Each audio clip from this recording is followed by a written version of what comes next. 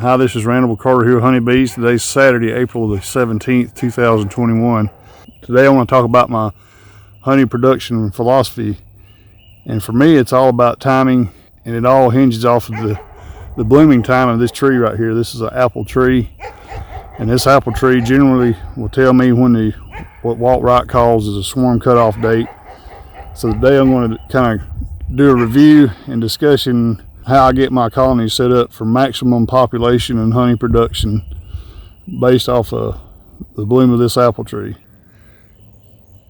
Here in northwest Alabama, blackberries are blooming right now, and that's what we're looking at. The blackberries that you see right here in northwest Alabama, that pretty much, when you see those and dewberries blooming, that's pretty much the very peak of swarm season.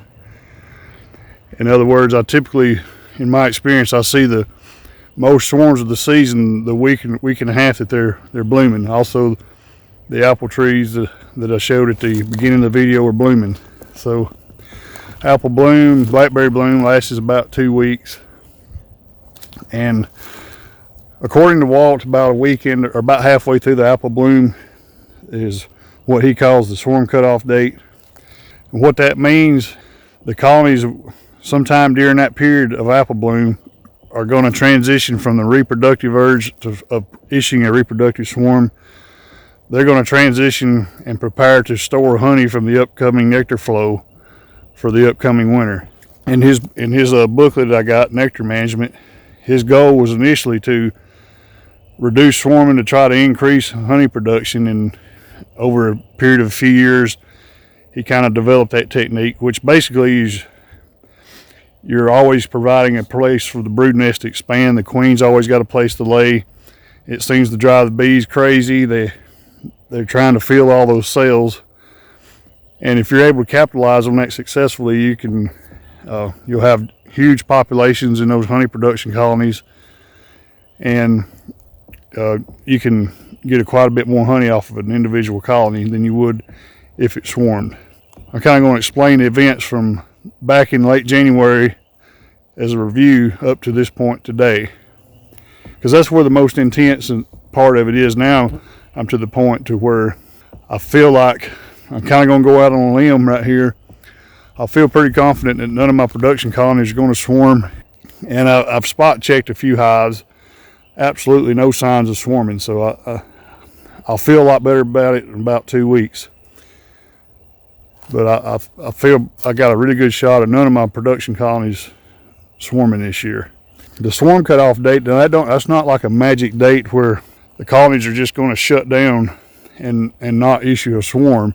You might have a colony commit to swarm 2 or 3 days before that theoretical date get here, which, let's just say if it was April the 10th, that's the day I predicted. If they committed to swarm April the 7th, then around April the 17th or 20th, somewhere in that time frame, they'll issue a swarm, which would be after the swarm cutoff date. So that don't mean you're not going to have swarms after then. The odds of you having one are starting to diminish pretty rapidly. This is the colony I've done the video how to reduce swarming in my honey production colony zone, and as you can see, it looks, hope you can see it good, it looks a lot different now than it did at that time. A lot of drones flying, a lot of worker activity here.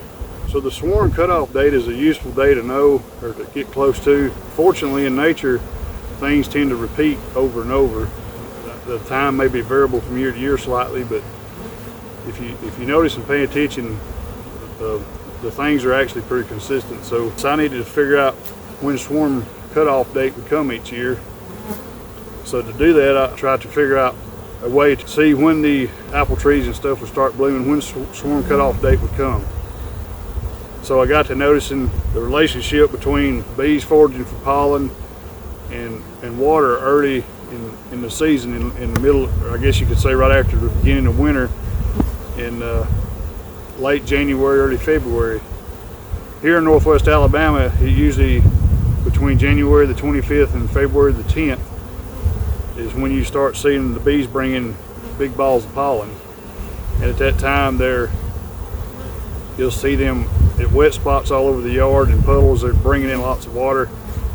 They're having to thin down that honey to consume it and to make their worker jelly, you know what else they need to rear brood.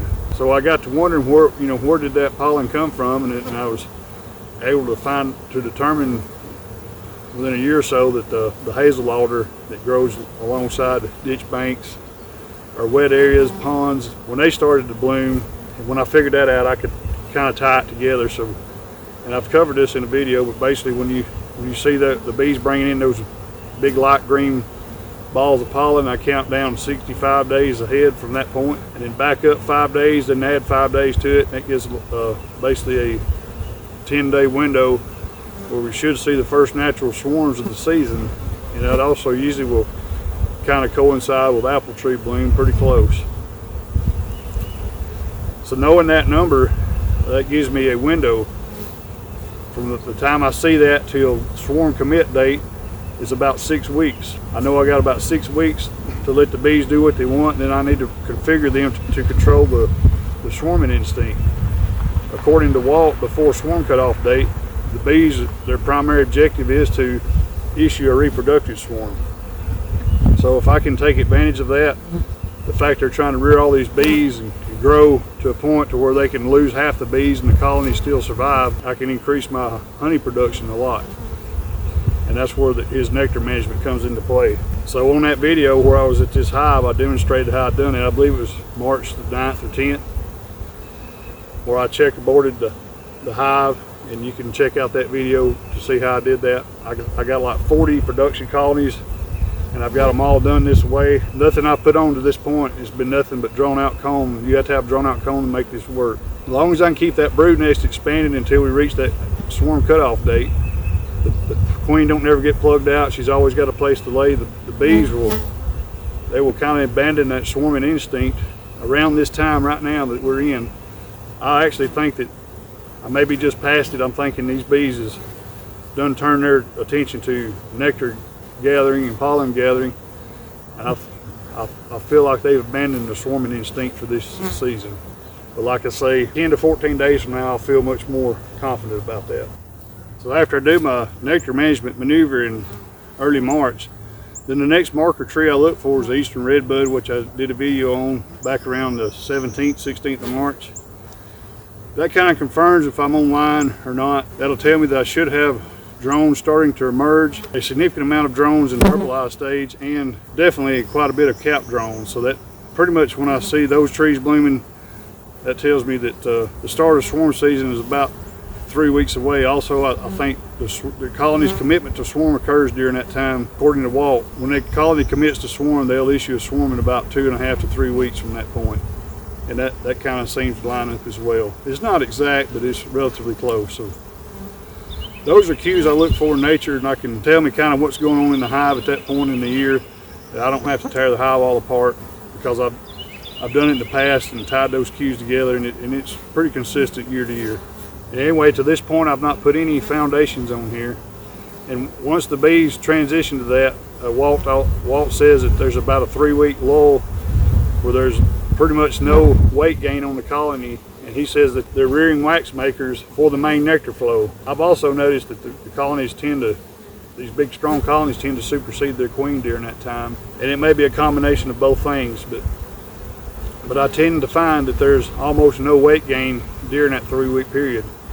And then around the last week of April, then I can go ahead and introduce some foundations to it as the white wax season gets here, the main nectar flows here, then I can start to get foundations drawn out pretty good. But basically from here on out, all I have to do once the nectar flow will get here is go around every week to 10 days, raise my inner cover and just look down in there. And once there's 7 or 8 frames drawn out, I'll put another foundation on there. And I'll do that till about the middle of June, and our nectar flow here ends pretty much around the end of June, and at that time the honey's ready to harvest. Most of the time it's capped. The brood nests, the populations are reducing, and I usually harvest my honey here about mid-July, and I may try to do it a little earlier this year. But that's basically, I don't think it's super difficult, but that's basically how I manage my honey production colonies to get the maximum population just prior to the nectar flow. Pretty successful at it. I don't have too much of a swarming issue doing it this way, but the key to it is to get all your stuff done on time. Don't let the queen get plugged out, don't let your brood nest get plugged out, and always provide them the queen a place to lay, and you can get lots of honey that way. But these hives, when you're successful in not having them swarm, to me, one of these hives like this right here is equal to 2 or 3 regularly managed colonies that they just simply dominate the area. This colony here seems to be doing pretty strong, but it's not at peak population yet. Peak population is still probably about 30 days away. So it's continuing to grow. The population is going to continue to boom. And standing here talking, I can actually smell the fresh honey and the nectar. And this box here has put on quite a bit of weight in the last few weeks. So this is kind of a simple, basic way in a short amount of time to explain my agenda on honey production, how I get a good deal of honey out of my colonies, and tried to explain it in a way to not make it overly long. But I've had good luck. I've been doing this technique for about 10 years and I've had pretty good results with it. And I'm going to continue to do it, although I'm tinkering with some new things to try to make it a little better. I want to keep my brood nest down low. I've had the issues with my brood nest winding up in here at honey harvest, and I want to keep my brood nest down here. That's going to make my bees easier to manage. It's going to make my mite management program easier to achieve if I keep my brood nest down low. If I need to troubleshoot my colony, I can get down here to it and not worry about the queen up here. It saves time. I appreciate you joining me for this video today. We'll see you next time.